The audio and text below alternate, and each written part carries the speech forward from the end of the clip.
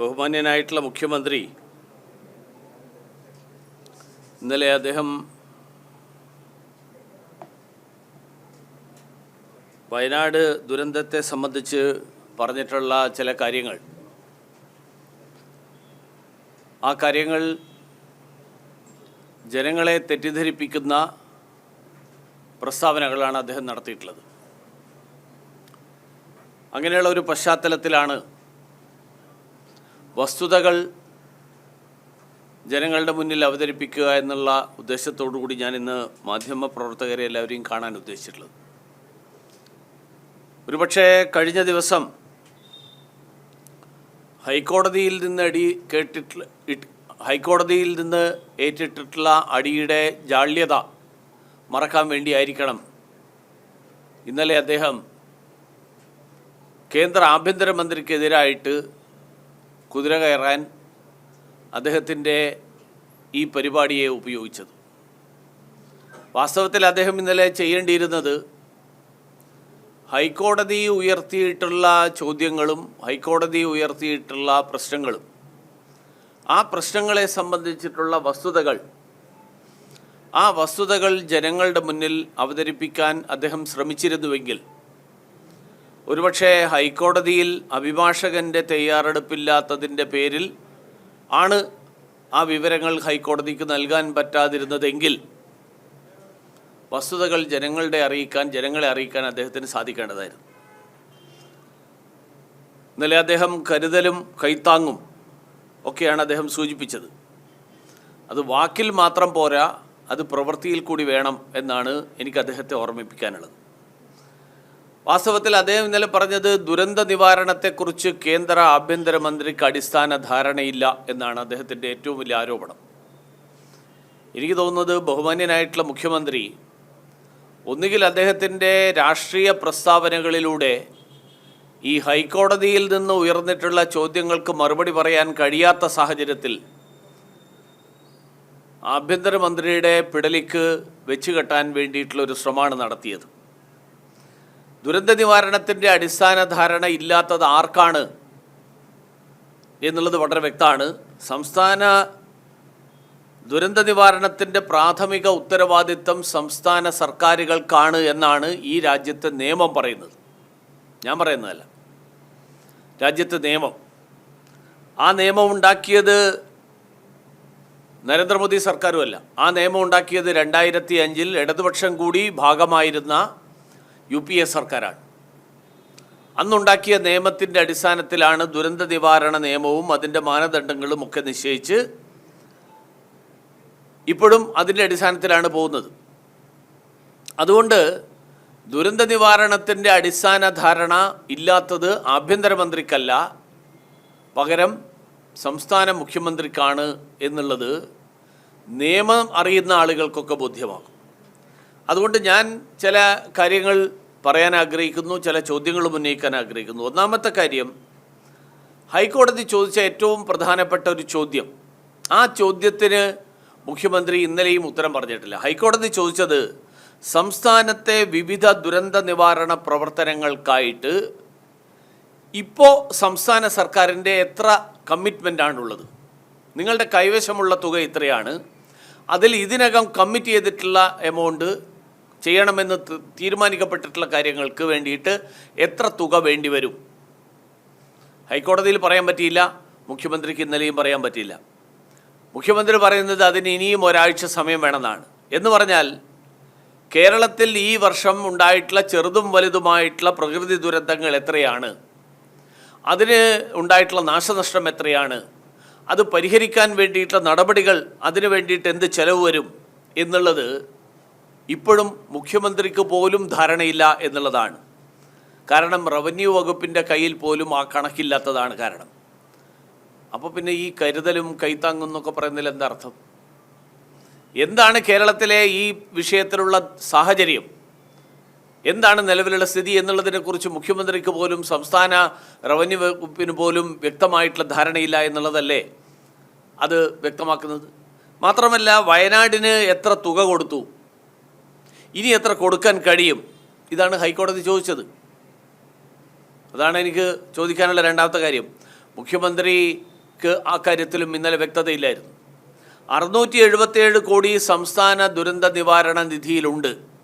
അതിൽ നിന്ന് എത്ര, ഇപ്പോൾ ഉദാഹരണത്തിന് വീട് വെക്കാൻ അനുവദിക്കാൻ കഴിയുന്ന 1.25 ലക്ഷം ആണ് എന്നുണ്ടെങ്കിൽ ആ 1.25 ലക്ഷത്തിന് പുറമെ സംസ്ഥാന മുഖ്യമന്ത്രിയുടെ ദുരിതാശ്വാസ നിധിയിൽ നിന്നുള്ള തുക കൂടി ചേർത്ത് കഴിയായിരുന്നല്ലോ നൽകാൻ.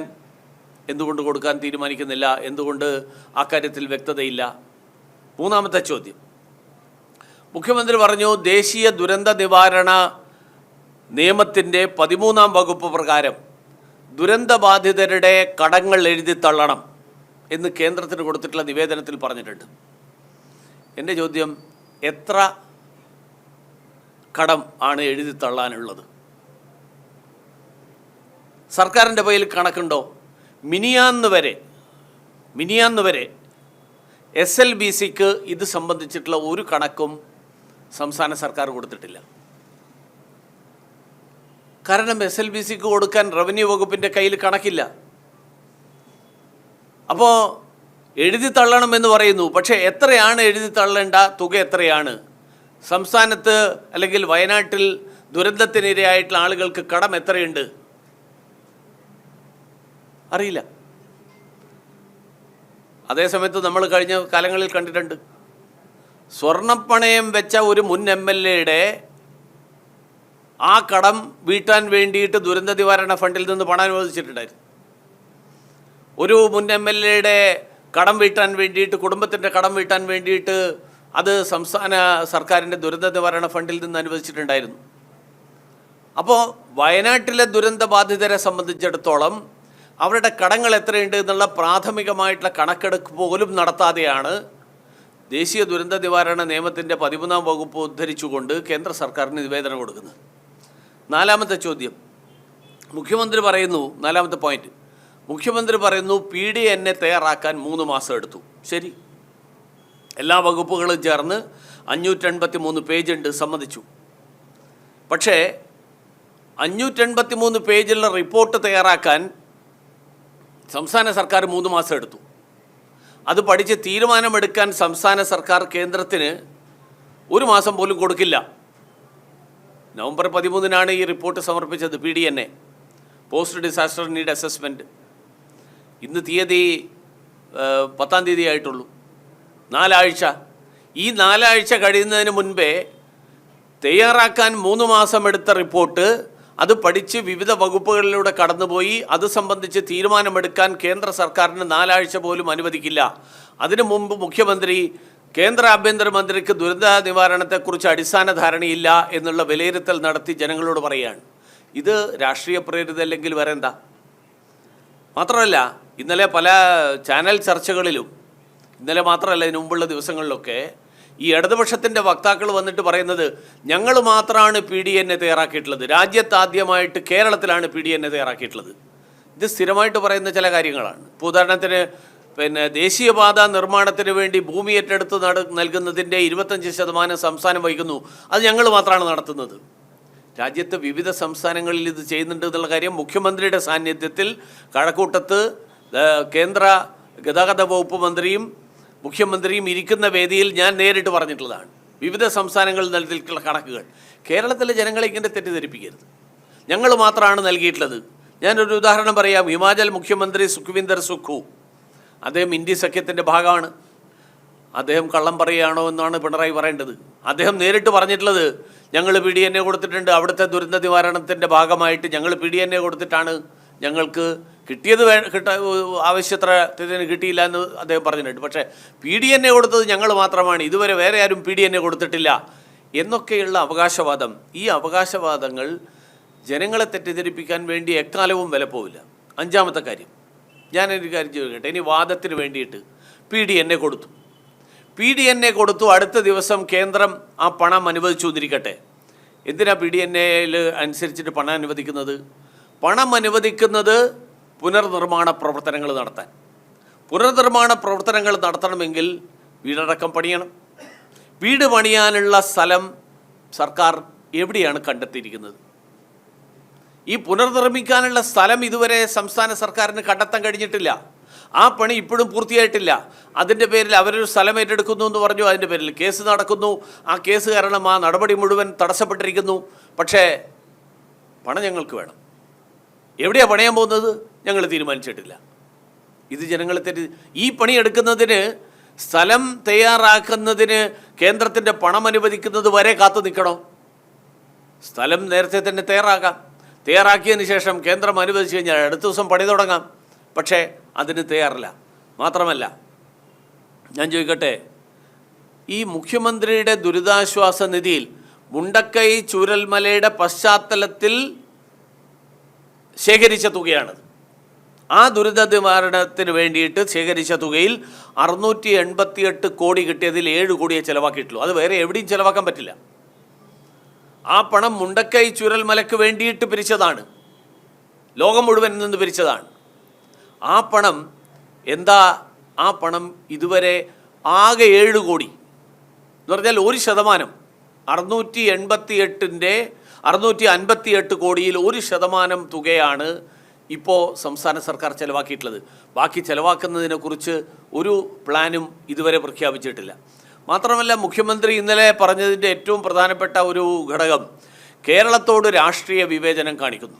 ഞാൻ ചോദിക്കട്ടെ, കേരളത്തോട് രാഷ്ട്രീയ വിവേചനമാണ് കാണിക്കുന്നതെങ്കിൽ, രാഷ്ട്രീയം വിവേചനം കാണിക്കുന്നുണ്ടെങ്കിൽ കേന്ദ്ര സർക്കാർ BJP ആയതുകൊണ്ടാണല്ലോ.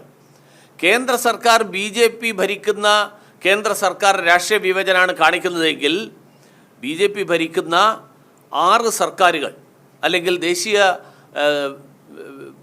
ജനാധിപത്യ സഖ്യം ഭരിക്കുന്ന സർക്കാരുകൾ, മധ്യപ്രദേശ് 20 കോടി കൊടുത്തു, ഛത്തീസ്ഗഡ് 15 കോടി കൊടുത്തു, മഹാരാഷ്ട്ര 10 കോടി കൊടുത്തു, ഉത്തർപ്രദേശ് 10 കോടി കൊടുത്തു, ആന്ധ്ര 10 കോടി കൊടുത്തു, ഒറീസ 5 കോടി കൊടുത്തു. അങ്ങനെ ഏതാണ്ട് 170 കോടി രൂപ ഈ BJPയും ദേശീയ ജനാധിപത്യ സഖ്യവും ഭരിക്കുന്ന സംസ്ഥാനങ്ങൾ കൊടുത്തു. രാഷ്ട്രീയ വിവേചനമാണെങ്കിൽ ഈ സംസ്ഥാനങ്ങൾക്ക് കൊടുക്കേണ്ട ഒരു ബാധ്യതയില്ലായിരുന്നു. ഈ സംസ്ഥാന സർക്കാരുകൾ രാഷ്ട്രീയ വിവേചനമാണ് കാണിക്കുന്നതെങ്കിൽ കേരളത്തിൻ്റെ ഒരു ദുരന്തത്തിൻ്റെ പേരിൽ BJP ഭരിക്കുന്ന സംസ്ഥാനങ്ങൾ ദുരന്ത നിവാരണത്തിന് വേണ്ടിയിട്ട് സംഭാവന ചെയ്യേണ്ട ഒരു കാര്യമില്ല. അപ്പോൾ ഈ തരത്തിലുള്ള രാഷ്ട്രീയ വിവേചനം കാണിക്കുന്നു.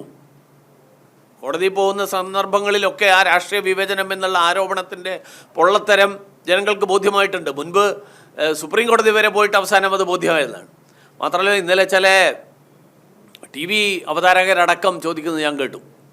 അതായത് ഇതൊക്കെ സ്ഥിരമായിട്ട് കിട്ടുന്ന കുറേ കാര്യങ്ങൾ കിട്ടുന്നു എന്നല്ലാതെ മുണ്ടക്കൈ ചൂരൽമലയുടെ പശ്ചാത്തലത്തിൽ സാധാരണ കേന്ദ്രം എന്തു കൊടുത്തു?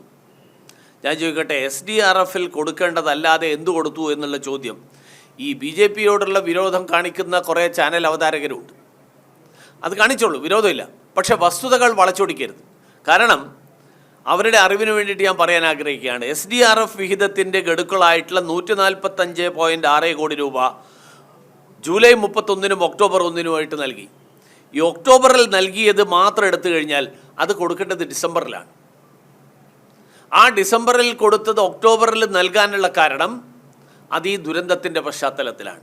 മാത്രമല്ല, ഇതിന് പുറമെ ദുരന്ത മേഖല സന്ദർശിച്ച IMCT ഇൻ്റർ മിനിസ്റ്റീരിയൽ ടീം, ആ ഇൻ്റർ മിനിസ്റ്റീരിയൽ ടീമിൻ്റെ റിപ്പോർട്ട് അനുസരിച്ച് ഈ കഴിഞ്ഞ ദിവസം 153 കോടി രൂപ പ്രത്യേകം അനുവദിക്കുകയും ചെയ്തു. ഇനി 9ാമത്തെ പോയിന്റ് ഞാൻ ചോദിക്കട്ടെ, കേരളം ആദ്യം കൊടുത്ത മെമ്മോറാണ്ടം ഓഗസ്റ്റ് 17 കൊടുത്ത മെമ്മോറാണ്ടത്തിൽ 1202 കോടി രൂപ ധനസഹായം ആവശ്യപ്പെട്ടിട്ടുള്ള മെമ്മോറാണ്ടമാണ്. 2.5 കോടി രൂപ ശവസംസ്കാരത്തിന് ചെലവിട്ടു. പിന്നീട് അതൊരു വിവേദം, നിങ്ങളെല്ലാവരും കൂടി, മാധ്യമപ്രവർത്തകരെല്ലാവരും കൂടി അതിൻ്റെ പൊള്ളത്തരവും അതിൻ്റെ കള്ളത്തരവും ഒക്കെ പുറത്തു കൊണ്ടുവരാൻ ശ്രമിച്ചപ്പോൾ പറഞ്ഞു, അല്ല അത് ഞങ്ങൾ അനുമാനമാണ് പറഞ്ഞത് എന്നാണ്. അങ്ങനെ ഒരു സംഭവിച്ചാൽ ഇങ്ങനെയൊക്കെ ചിലവ് വരും. ആക്ച്വൽസ് എന്നെഴുതി തയ്യാറാക്കിയ കണക്കാണ്. എന്ന് പറഞ്ഞാൽ ചിലവായ തുക. ആക്ച്വൽസ് എന്ന് പറഞ്ഞാൽ എൻ്റെ അർത്ഥം അതല്ലേ, ഇത്രയും അതിന് വേണ്ടിയിട്ട് ചിലവായി. ഇങ്ങനെയൊരു കണക്ക് കൊടുത്തു കഴിഞ്ഞാൽ ആ കണക്ക് ഏതെങ്കിലും മന്ത്രാലയത്തിന് അംഗീകരിക്കാൻ സാധിക്കുമോ? അപ്പോൾ അത് അംഗീകരിക്കപ്പെട്ടിട്ടില്ല എന്ന് പറയുന്നത്, ആ പറയുന്നതിന് എന്തെങ്കിലും അർത്ഥമുണ്ടോ? കാരണം വാദിക്കാൻ വേണ്ടിയിട്ട് ഇതൊക്കെ പറയാം, പക്ഷേ അത് അംഗീകരിക്കില്ല എന്ന് ഇത്രയും കാലത്തെ രാഷ്ട്രീയ പ്രവർത്തനത്തിൻ്റെ പാരമ്പര്യവും ഭരണത്തിൻ്റെ പരിചയവും ഒക്കെയുള്ള മുഖ്യമന്ത്രിക്ക് അത് വ്യക്തമല്ലേ? ഇങ്ങനെയൊരു കണക്ക് കൊടുത്താൽ അത് അംഗീകരിക്കപ്പെടില്ല. അവസാനം അത് തിരിച്ചു വന്നിട്ടുണ്ടാവണം, അല്ലെങ്കിൽ ചോദ്യങ്ങൾ ചോദിക്കപ്പെട്ടിട്ടുണ്ടാവും. അപ്പോഴാണല്ലോ രണ്ടാമതും കൊടുത്തത്. രണ്ടാമത് നവംബർ 13 PDNA മാത്രമല്ല, ഈ പഴയ കണക്ക് വീണ്ടും പുതുക്കി കൊടുത്തു. അപ്പോൾ ആദ്യം കൊടുത്ത കണക്കിൻ്റെ അടിസ്ഥാനത്തിൽ ആ കണക്ക് ഒരിക്കലും ഒരാൾക്കും അംഗീകരിക്കാൻ കഴിയാത്ത ഒരു കണക്ക് കൊടുത്തതിന് ശേഷം കേരളത്തിന് പണം കിട്ടിയില്ല എന്ന് വീണ്ടും പ്രചരണം നടത്തുന്നതിൻ്റെ അർത്ഥം എന്താ? മാത്രമല്ല, ഇന്നലെ പറഞ്ഞ വേറൊരു കാര്യം, മുഖ്യമന്ത്രി ഇടതുപക്ഷത്തിൻ്റെ ഒരു പൊളിറ്റിക്കൽ നെറേറ്റീവിന് വേണ്ടിയിട്ട് ഇതൊക്കെ പറയുന്നത് അദ്ദേഹത്തിൻ്റെ ബാധ്യതയായിരിക്കാം. പക്ഷേ ഇത് പറയുമ്പോൾ തമിഴ്നാടിനും തെലുങ്കാനയ്ക്കും കൊടുത്തത് BJPയുടെ രാഷ്ട്രീയ സാഹോദര്യം കൊണ്ടാണെന്ന് പറയുന്നതിൽ എന്താ അർത്ഥം? തമിഴ്നാട്ടിലും തെലുങ്കാനയെങ്കിലും BJP ആണോ ഭരിക്കുന്നത്? ദേശീയ ജനാധിപത്യ സഖ്യമാണോ ഭരിക്കുന്നത്? ഇനി ബീഹാറിന് 11,500 കോടി രൂപ കൊടുത്തു എന്നാണ് പറയുന്നത്. ബീഹാറിന് കൊടുത്ത 11,500 എന്തിനാ? ഏത് ഘട്ടത്തിലാണ് കൊടുത്തത്? അത് കൊടുത്തത് ബജറ്റിലാണ്. ബജറ്റിൽ കൊടുത്തതിന് ഈ ദുരന്ത നിവാരണവുമായിട്ട് ഒരു ബന്ധമില്ല. ബജറ്റിൽ കൊടുത്തത് സ്ഥിരമായിട്ട് പ്രളയക്കെടുതികളെ നേരിടാൻ വേണ്ടിയിട്ടുള്ള അടിസ്ഥാന സൗകര്യ വികസനം, അതിനു വേണ്ടിയിട്ട് ആസാം, ഉത്തരാഖണ്ഡ്, ഹിമാചൽ പ്രദേശ്, സിക്കിം ഈ സംസ്ഥാനങ്ങൾക്കൊക്കെ അനുവദിച്ചിട്ടുണ്ട്. ഉദാഹരണത്തിന് ബീഹാറിൽ നടപ്പിലാക്കുന്ന ഒരു പദ്ധതി, നേപ്പാളുമായിട്ട് ബന്ധമുള്ള നദി, ആ നദിയിൽ കോസി മേച്ചി റിവർ ലിങ്കിങ് പദ്ധതി, ബീഹാറിലെ കോസി നദിയും നേപ്പാളിൽ കൂടി ഒഴുകുന്ന മേച്ചി നദിയുമായിട്ട് ബന്ധപ്പെടുത്തുന്ന പദ്ധതി, ചെറിയ അണക്കെട്ടുകൾ പണിയാനുള്ള പദ്ധതി, ഇത് SDRFും NDRFുമായിട്ട് ഒരു ബന്ധമില്ലാത്ത കാര്യമാണ്. ഇതിനെ കൂട്ടിക്കുഴച്ചുകൊണ്ട് 11,500 കോടി രൂപ ബീഹാറിന് കൊടുത്തു, കേരളത്തിനൊന്നും കിട്ടിയില്ല എന്ന് പറയുന്നതിൻ്റെ അടിസ്ഥാനം അതുകൊണ്ടാണ് ഞാൻ പറഞ്ഞത്, ആഭ്യന്തരമന്ത്രിക്ക് അടിസ്ഥാന ധാരണയില്ല എന്ന് പറയുന്ന മുഖ്യമന്ത്രി അദ്ദേഹത്തിൻ്റെ അടിസ്ഥാന ധാരണയെക്കുറിച്ചുൾപ്പെടെ ചോദ്യങ്ങൾ ഉയർത്തുന്ന തരത്തിലാണ് ഇന്നലെ അദ്ദേഹം നടത്തിയിട്ടുള്ള പരാമർശങ്ങൾ എന്ന് വ്യക്തമാക്കാൻ വേണ്ടിയിട്ടാണ് ഞാൻ ഇന്ന് നിങ്ങളെല്ലാവരെയും കാണാൻ ഉദ്ദേശിച്ചത്. അതായത് നരേന്ദ്രമോദി പോക്കറ്റിൽ നിന്ന് എടുത്തു കൊടുക്കുന്ന പണമാണെങ്കിൽ എങ്ങനെ എന്ത് വേണമെങ്കിൽ കൊടുക്കാം. നരേന്ദ്രമോദിക്ക് രാജ്യത്തെ നിയമം അനുസരിച്ചിട്ട് മാത്രമേ പ്രവർത്തിക്കാൻ പറ്റുള്ളൂ. കാരണം നരേന്ദ്രമോദി കൊടുക്കുന്നത് സ്വന്തം കയ്യിലെ പണമല്ല. നരേന്ദ്രമോദി ഈ നാട്ടിലെ നികുതിദായകൻ്റെ പണമാണ് കൊടുക്കേണ്ടത്.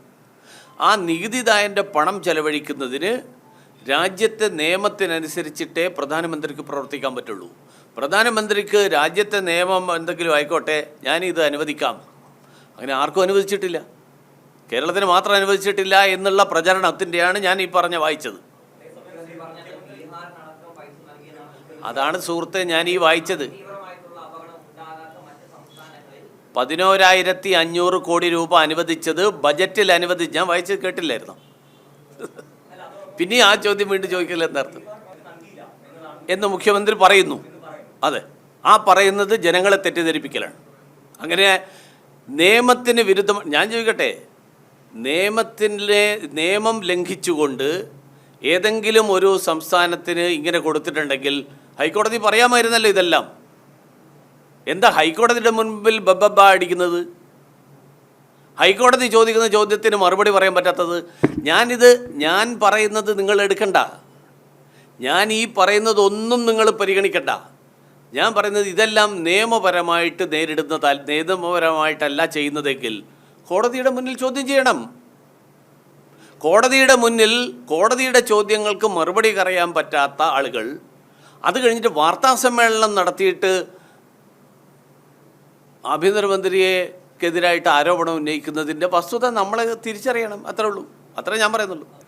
ബജറ്റ് എങ്ങനെയാണ് തയ്യാറാക്കുന്നത്? കേരളത്തിൽ നിന്ന് അങ്ങനെ എന്തെങ്കിലും ഒരു സാധനം കൊടുത്തിട്ടുണ്ടോ? കേരളത്തിൽ നിന്ന് കൊടുത്തത് എന്താണെന്നറിയോ? കേരളത്തിൽ നിന്ന് കൊടുത്തത് ഈ എക്കോളജിക്കൽ സെൻസിറ്റീവായിട്ടുള്ള സ്ഥലത്ത് ടണൽ പണിയാൻ വേണ്ടിയിട്ടുള്ള ധനസഹായമാണ് ചോദിച്ചത്. വയനാട്ടിൽ തുരങ്കം, അതിന് പണം അനുവദിക്കണം എന്നാണോ ആവശ്യം? ഡബിൾ ടണൽ, അങ്ങോട്ട് പോകാൻ ഒരു ടണൽ, ഇങ്ങോട്ട് വരാൻ വേറൊരു ടണൽ.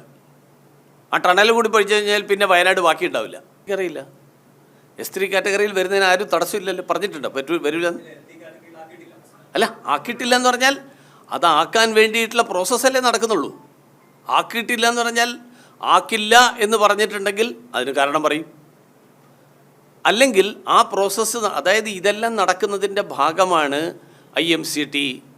അതിനുശേഷം പ്രാഥമികമായിട്ടുള്ള ഉന്നതതല കമ്മിറ്റി, അതിനുശേഷം ഹൈ ലെവൽ കമ്മിറ്റി, ഈ 3 പ്രോസസ്സിലൂടെ കടന്നുപോയിട്ടാണ് ഇത് വരേണ്ടത്. ഞാൻ നിങ്ങൾക്ക് മനസ്സിലാക്കണമെങ്കിൽ പത്രസമ്മേളനമായിട്ട് ഞാൻ പ്രഖ്യാപിക്കുന്നില്ല, എങ്ങനെയാണ് കേന്ദ്രം സർക്കാർ, സംസ്ഥാന സർക്കാരുകൾ ദുരന്ത നിവാരണത്തിന് സാമ്പത്തിക സഹായം അനുവദിക്കാനുള്ള നാട്ടിലെ നിയമം അനുസരിച്ചിട്ടുള്ള പ്രക്രിയ. ആ നോട്ട് ഞാൻ തരാമാണ്. ഞാൻ ചോദിക്കട്ടെ, സമയമെടുക്കുന്ന 3 മാസം തയ്യാറാക്കാൻ സമയമെടുത്തു എന്ന് പറയുന്ന ആളുകൾ 4 ആഴ്ച കൊണ്ട് രാഷ്ട്രീയ പ്രചരണം നടത്തുന്നു എന്ന് പറയുന്നതിൻ്റെ പിന്നിലുള്ള യുക്തിയാണ് എൻ്റെ ചോദ്യം. ഞാൻ ചോദിക്കട്ടെ, ഞങ്ങളിത് തയ്യാറാക്കാൻ 3 മാസം എടുത്തു, കേന്ദ്രം തരാത്തതിൻ്റെ പേരിൽ രാഷ്ട്രീയ പ്രചരണമാണ്, ആഭ്യന്തരമന്ത്രിക്ക് അടിസ്ഥാന ധാരണയില്ല എന്ന് പറയുന്നതിൻ്റെ അടിസ്ഥാനം എന്താ? ഇതാണ് എൻ്റെ ചോദ്യം.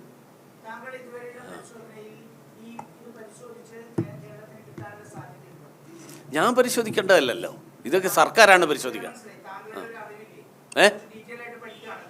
ആര് ആര് ആ അല്ല, സർക്കാർ കൊടുത്ത റിപ്പോർട്ട് എനിക്ക് കോപ്പി തന്നല്ലേ എനിക്ക് പറയാൻ പറ്റുള്ളൂ. എൻ്റെ കയ്യിൽ കോപ്പിയൊന്നുമില്ല. സർക്കാർ കൊടുത്ത നിങ്ങളുടെ കയ്യിൽ കോപ്പി ഉണ്ടോ? നാട്ടിലെ നിയമം എന്താണ് റിപ്പോർട്ടിൽ പറഞ്ഞിട്ടുള്ള വിശദാംശങ്ങൾ എന്ന് വെച്ച് പരിശോധിച്ച് കഴിഞ്ഞാൽ നിങ്ങൾക്കും എനിക്കും ഒരേ ഉത്തരേ കിട്ടുള്ളൂ. 2 സർക്കാർ സാങ്കേതിക കാര്യമല്ല. അതാണ് നിങ്ങളെല്ലാവരും ചെയ്യുന്നൊരു കാര്യം എന്തറിയോ? കേരളത്തിലെ ഇടതുപക്ഷ സർക്കാർ കാണിക്കുന്ന വീഴ്ച, ആ വീഴ്ചയുടെ കാര്യത്തിൻ്റെ പേരിലുണ്ടാകുന്ന ബുദ്ധിമുട്ട്, ആ ബുദ്ധിമുട്ട് നാട്ടിലെ നിയമം കേന്ദ്ര സർക്കാർ പാലിക്കുന്നു എന്ന് പറയുന്നതായിട്ട് കൂട്ടിവെച്ചിട്ട് 2 കൂട്ടർ ഉത്തരവാദിയാണ് എന്ന് പറയുന്ന ലളിതവൽക്കരണം, ആ ലളിതവൽക്കരണം തെറ്റാണ്. സംസ്ഥാന സർക്കാരിൻ്റെ പ്രാഥമിക ഉത്തരവാദിത്വമാണ്, സംസ്ഥാന സർക്കാരുകളുടേതാണ് ദുരന്ത നിവാരണത്തിൻ്റെ പ്രാഥമിക ഉത്തരവാദിത്വം എന്ന് നമ്മുടെ നാട്ടിലെ ദുരന്ത നിവാരണ നിയമത്തിൽ എഴുതി വച്ചിട്ടുള്ളത്. ആ എഴുതി വെച്ചതിൻ്റെ അടിസ്ഥാനത്തിൽ സംസ്ഥാന സർക്കാർ ചെയ്യേണ്ടിയിരുന്ന പ്രവർത്തനം ചെയ്യാത്തതിൻ്റെ പേരിൽ അവരെ കുറ്റപ്പെടുത്തണ്ടല്ലോ. അമ്മെന്നാൽ പിന്നെ ഇരിക്കട്ടെ, 2 കൂട്ടരുടെ തലയിലും ഓരോ അടി എന്നുള്ള സമീപനം മാധ്യമപ്രവർത്തകരും എടുക്കരുത്. മാധ്യമപ്രവർത്തകർ വസ്തുനിഷ്ഠമായിട്ട് ചോദ്യങ്ങൾ ചോദിക്കും. ഞാൻ ഉത്തരം പറയും.